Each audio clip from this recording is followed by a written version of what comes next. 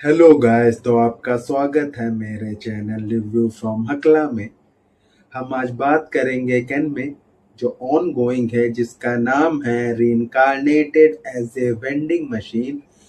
Now I wonder the dungeon season 3।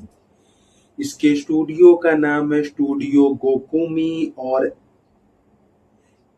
Axis, और इसके director हैं यामामोतो तकाशी।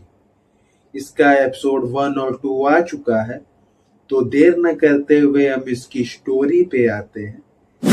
इसकी स्टोरी चालू होती कि हमारा हीरो एक वेंडिंग मशीन है, वो अपना सामान बेच रहा है। काफी भीड़ लग रही है क्योंकि वो आइसक्रीम बेच रहा है और सब लोग को आइसक्रीम अच्छी लग रही है। लेकिन एक जो कियोकू नाम की उसकी एक तरह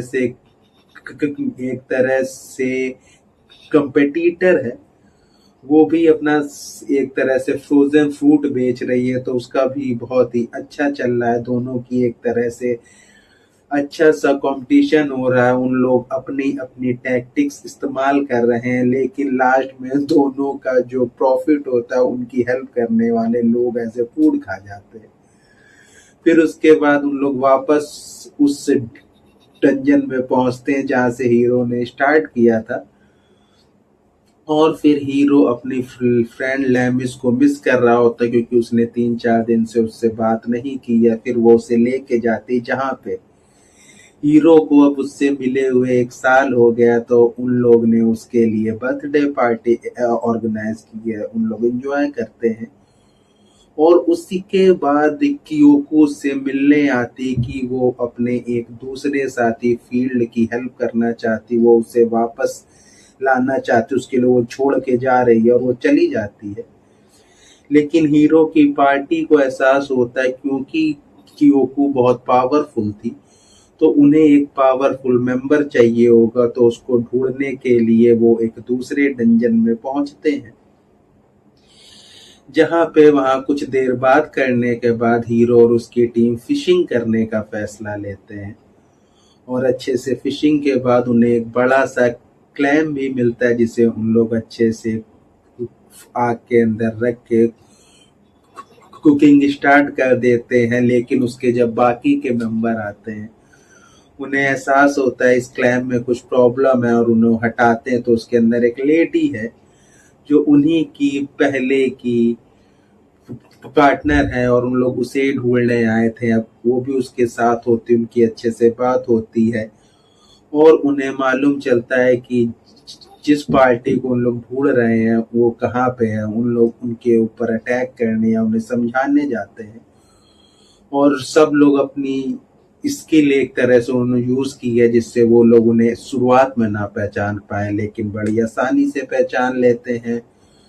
फिर फाइट होती है जिसमें हीरो की टीम लास्ट में जीत जाती है और एपिसोड यहीं खत्म हो जाता है। तो हम बात करते हैं इसके रिव्यू की।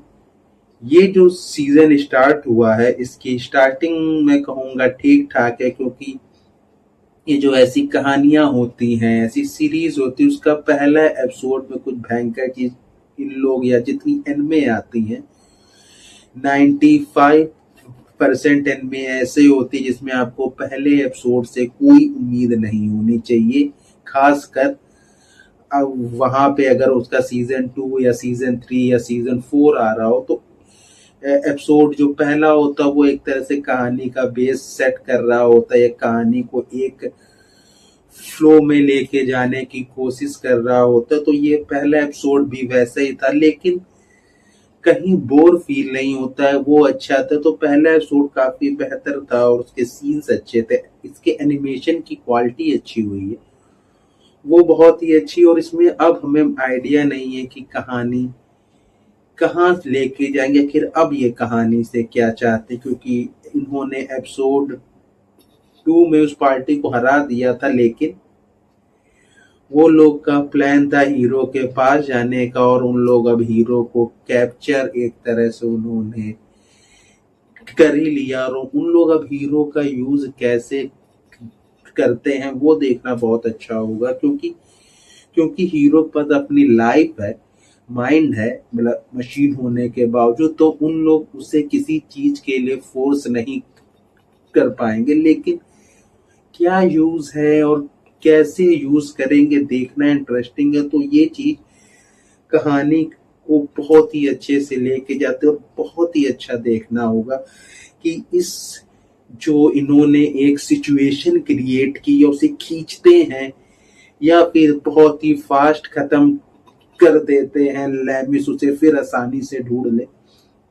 तो ये इसमें बहुत सी ऐसी चीजें हैं जो आपको आइडिया नहीं है कि कहानी कैसा मोड़ लेगी। ये सबसे अच्छी चीज है, क्योंकि कहानी हमेशा वही अच्छी होती है जिसमें आपको ये भी ना माइंड में आ रहा हो आप उसके आने वाले एपिसोड से कौन सी एक्सपेक्टेशन रखें। तो ये सबसे अच्छी चीज है इस मामले में। ये जो सीजन चालू हुआ, सीजन जो 3 का एपिसोड 2 है वो भी काफी अच्छा था। फाइट सीन भी मैं कहूँगा ठीक ठाक थे, लेकिन हीरो की जो स्किल शो की है और बहुत सी चीजें बहुत ही एक तरह से फील हुई है कि इन्होंने कॉमेडी डालने की कोशिश की, उसका उतना लॉजिक फील नहीं होता। पर अगर आप उसे ध्यान से सोचे तो आपको एहसास होगा कि ठीक है, लॉजिक भी ठीक ठाक है।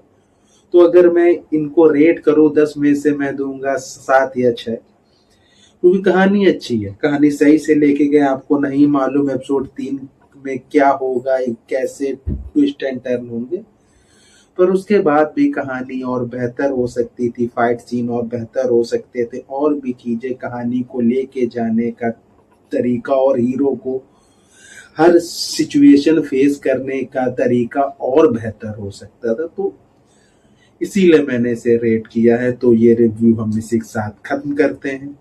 Bye bye.